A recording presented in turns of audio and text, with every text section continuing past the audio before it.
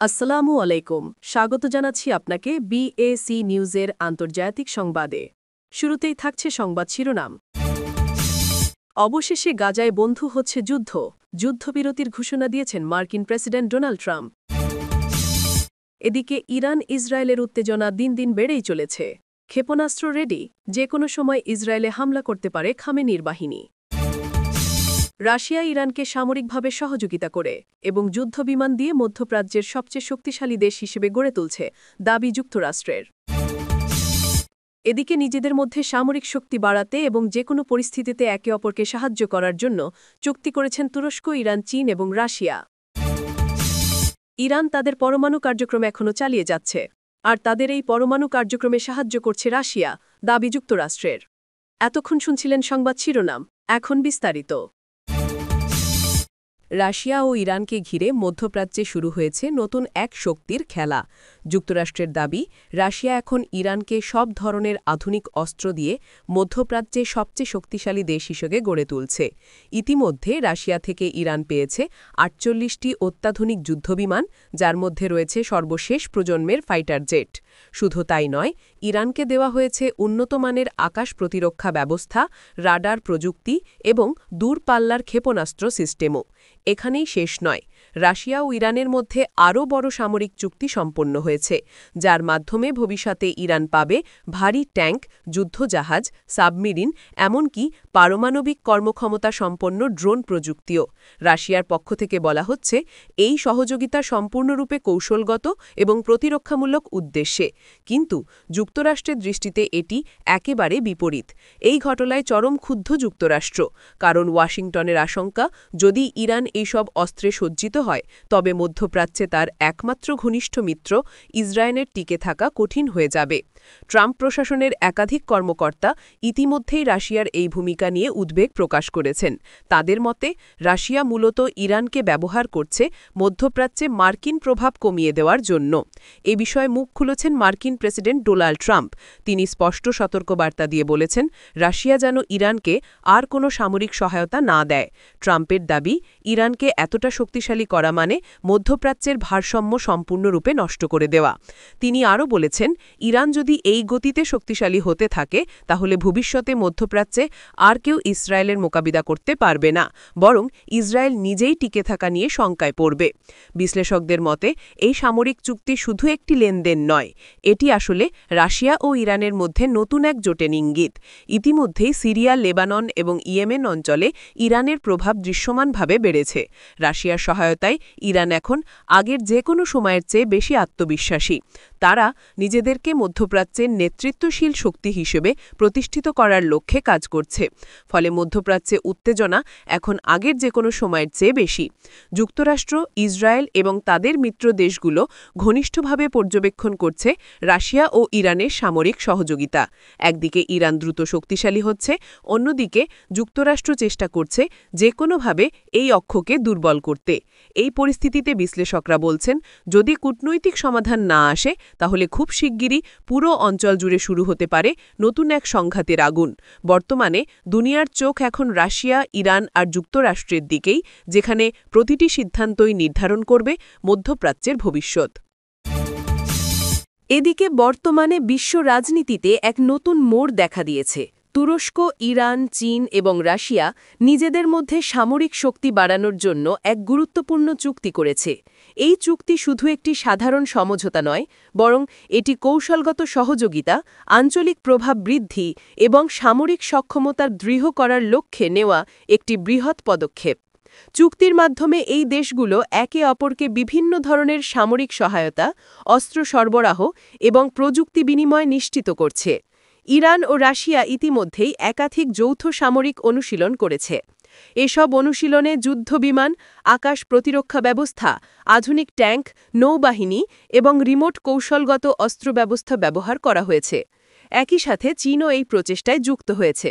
চীন বিশেষ করে উচ্চ প্রযুক্তির সামরিক সরঞ্জাম, প্রশিক্ষণ এবং কৌশলগত পরামর্শ দিয়ে এই সহযোগিতাকে শক্তিশালী করছে। তুরস্কও নিজেদের কৌশলগত স্বার্থ রক্ষা করতে এই জোটে সক্রিয় ভূমিকা নিচ্ছে।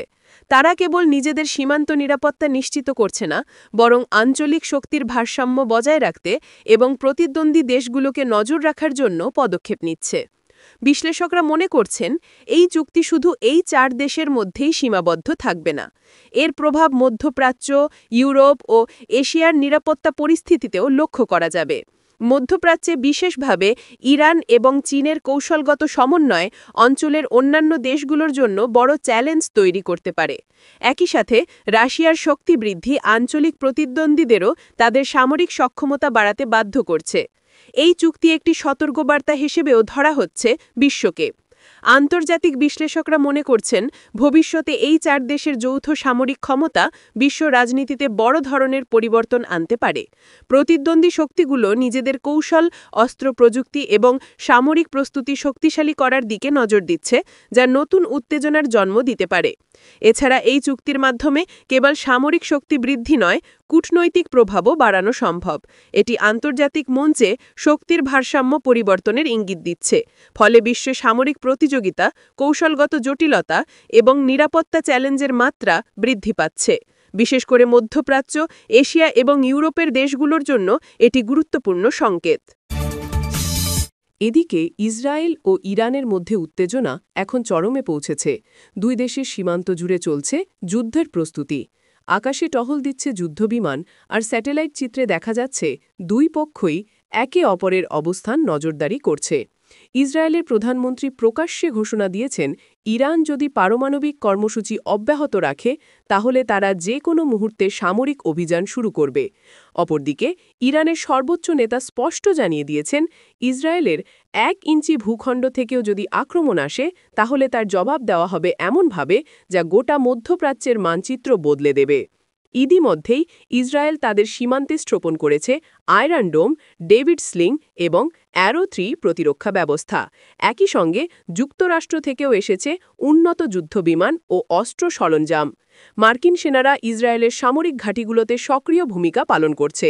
অপরদিকে ইরান তাদের মিত্রবাহিনী হিজবুল্লাহ, হামাস ও ইয়েমেনের হুথি বিদ্রোহীদের প্রস্তুত রেখেছে। তারা ঘোষণা দিয়েছে, যদি ইরান আক্রান্ত হয় তবে এই আগুন ছড়িয়ে পড়বে গোটা ইসরায়েল জুড়ে। বিশ্বজুড়ে এখন উদ্বেগ ছড়িয়ে পড়েছে। জাতিসংঘ, ইউরোপীয় ইউনিয়ন সহ বড় বড় শক্তিধর দেশগুলো কূটনৈতিক আলোচনার চেষ্টা করছে, কিন্তু পরিস্থিতি ক্রমেই নিয়ন্ত্রণের বাইরে চলে যাচ্ছে। মধ্যপ্রাচ্যের দেশগুলো ইতিমধ্যেই জ্বালানি তেল রপ্তানিতে সতর্কতা অবলম্বন শুরু করেছে, কারণ যুদ্ধ লাগলে বৈশ্বিক অর্থনীতি বড় ধরনের ধাক্কা খেতে পারে। বিশ্লেষকরা বলছেন, এই সংঘাত যদি সত্যিই শুরু হয় তাহলে তা শুধুমাত্র ইসরায়েল ও ইরানের মধ্যে সীমাবদ্ধ থাকবে না। একদিকে যুক্তরাষ্ট্র, ব্রিটেন ও ন্যাটো দেশগুলো ইসরায়েলের পাশে দাঁড়াবে, অন্যদিকে রাশিয়া, চীন ও উত্তর কোরিয়া ইরানের পাশে অবস্থান নিতে পারে। ফলে এই যুদ্ধের আগুন ছড়িয়ে পড়তে পারে ইউরোপ ও এশিয়ার অন্য অঞ্চলেও। অনেকেই আশঙ্কা করছেন, এটি মানব ইতিহাসের সবচেয়ে ভয়াবহ সংঘাতে পরিণত হতে পারে। বর্তমানে পুরো বিশ্বজুড়ে একটাই প্রশ্ন ঘুরছে, ইসরায়েল ও ইরানের মধ্যে এই সংঘাত কবে শুরু হবে, আর শুরু হলে তা কোথায় গিয়ে থামবে? আকাশে এখন যুদ্ধের কালো মেঘ, মাটিতে মানুষের চোখে ভয়। বিশ্ব যেন এক অনিশ্চিত ভবিষ্যতের দিকে এগিয়ে যাচ্ছে, যেখানে এক মুহূর্তেই বদলে যেতে পারে পুরো মানব সভ্যতার চিত্র। অবশেষে গাজায় যুদ্ধ বন্ধ হচ্ছে। দীর্ঘ 2 বছরেরও বেশি সময় ধরে চলা রক্তক্ষয়ী সংঘর্ষ, নিরীহ মানুষের প্রাণহানি আর ধ্বংসস্তূপের শহর গাজা আজ যেন একটু স্বস্তির নিঃশ্বাস ফেলছে। মার্কিন প্রেসিডেন্ট ডোনাল্ড ট্রাম্প নিজেই সরাসরি ঘোষণা দিয়েছেন যুদ্ধবিরতির, আর সেই ঘোষণার পরেই গাজা শহরে যেন আনন্দের জোয়ার নেমে এসেছে। রাস্তায় নেমে এসেছে হাজার হাজার মানুষ, কেউ কাঁদছে আনন্দে, কেউ কুরআন হাতে প্রার্থনা করছে শান্তির জন্য। 2 বছরেরও বেশি সময় ধরে যে অঞ্চলে শুধু বোমার শব্দ শোনা যেত, সেখানে আজ শোনা যাচ্ছে মানুষের উল্লাস আর শিশুর হাসি। গাজাবাসীরা বলছে, আমরা আর যুদ্ধ চাই না, আমরা শুধু শান্তি চাই। বিশ্বের বিভিন্ন দেশ বহুবার যুদ্ধবিরতির আহ্বান জানালেও এতদিন তা ব্যর্থ হয়েছে, কিন্তু এবার যুক্তরাষ্ট্রের সরাসরি উদ্যোগ এবং প্রেসিডেন্ট ট্রাম্পের কূটনৈতিক চাপেই অবশেষে ইসরায়েল ও ফিলিস্তিন উভয় পক্ষই রাজি হয়েছে অস্ত্র নামাতে। ট্রাম্পের ঘোষণার পর হোয়াইট হাউস থেকে জানানো হয়েছে এই যুদ্ধবিরতি হবে তাৎক্ষণিক এবং পূর্ণাঙ্গ, যাতে মানবিক সহায়তা পৌঁছাতে পারে গাজার প্রতিটি কোণে। দীর্ঘদিন ধরে অবরুদ্ধ গাজার মানুষ আজ যেন মুক্ত বাতাসে শ্বাস নিচ্ছে। যেখানে একসময় ছিল ধ্বংসস্তূপ, সেখানে এখন শিশুরা খেলা করছে, পরিবারের সদস্যরা একে অপরকে জড়িয়ে ধরছে। এক মা বলেন, আমি অনেকদিন পর আমার ছেলেকে হাসতে দেখেছি। আল্লাহ যেন এই শান্তিটা টিকিয়ে রাখেন। তবে বিশেষজ্ঞরা বলছেন এই যুদ্ধবিরতি বাস্তবায়নই হবে সবচেয়ে বড় চ্যালেঞ্জ, কারণ অতীতেও বহুবার যুদ্ধবিরতি ঘোষিত হয়েছে, কিন্তু তা টেকেনি। তাই বিশ্বজুড়ে এখন একটাই প্রশ্ন, এই শান্তি কি সত্যিই স্থায়ী হবে, নাকি এটি কেবল আরেকটি সাময়িক বিরতি? এদিকে ইরানকে ঘিরে বিশ্ব রাজনীতিতে নতুন উত্তেজনা সৃষ্টি হয়েছে। যুক্তরাষ্ট্রের দাবি, ইরান গোপনে তাদের পরমাণু কার্যক্রম চালিয়ে যাচ্ছে এবং সেই কাজে তাদের সহায়তা করছে রাশিয়া। এই অভিযোগ কেবল মধ্যপ্রাচ্যের জন্য নয়, বরং বিশ্ব নিরাপত্তার জন্য একটি বড় সংকেত হিসেবে দেখা হচ্ছে। ওয়াশিংটনের সতর্কবার্তা স্পষ্ট, ইরান যদি তাদের পারমাণবিক সক্ষমতা বাড়ায় এবং তা সামরিক উদ্দেশ্যে ব্যবহার করার দিকে যায়, তাহলে পুরো অঞ্চল এবং বৈশ্বিক শান্তি বিপন্ন হতে পারে। যুক্তরাষ্ট্র বলছে, বিভিন্ন গোয়েন্দা ও নজরদারি তথ্যের ভিত্তিতে মনে হচ্ছে ইরানের কিছু কার্যক্রমে রাশিয়ার প্রযুক্তিগত বা রাজনৈতিক সমর্থনের ছায়া রয়েছে। অন্যদিকে তেহরান বলছে তাদের পারমাণবিক কার্যক্রম সম্পূর্ণ শান্তিপূর্ণ উদ্দেশ্যে পরিচালিত হচ্ছে, যেমন বিদ্যুৎ উৎপাদন। রাশিয়াও বারবার দাবি করেছে যে তারা পারমাণবিক অস্ত্র সরবরাহ করে না, তাদের অংশীদারিত্ব মূলত প্রযুক্তিগত এবং নাগরিক উদ্দেশ্যেই সীমাবদ্ধ। কিন্তু যুক্তরাষ্ট্র এই ব্যাখ্যাগুলো সহজে গ্রহণ করছে না। বিশ্লেষকরা সতর্কভাবে জানাচ্ছেন যে যদি যুক্তরাষ্ট্রের অভিযোগ প্রমাণিত হয়, তাহলে পরিস্থিতি অত্যন্ত জটিল হয়ে যাবে।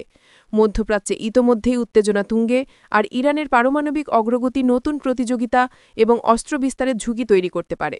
প্রতিবেশী দেশগুলো নিরাপত্তা নীতিতে পরিবর্তন আনতে বাধ্য হতে পারে এবং পুরো অঞ্চল সামরিক প্রতিযোগিতায় আরও তীব্র হয়ে উঠতে পারে। রাশিয়ার ভূমিকা নিয়েও প্রশ্ন উঠেছে, কেন তারা এই সময়ে ইরানের পাশে বেশি সক্রিয় হচ্ছে? বিশ্লেষকরা মনে করছেন, রাশিয়া মধ্যপ্রাচ্যে নিজের প্রভাব বাড়ানোর জন্য কূটনৈতিক এবং প্রযুক্তিগতভাবে এগোচ্ছে।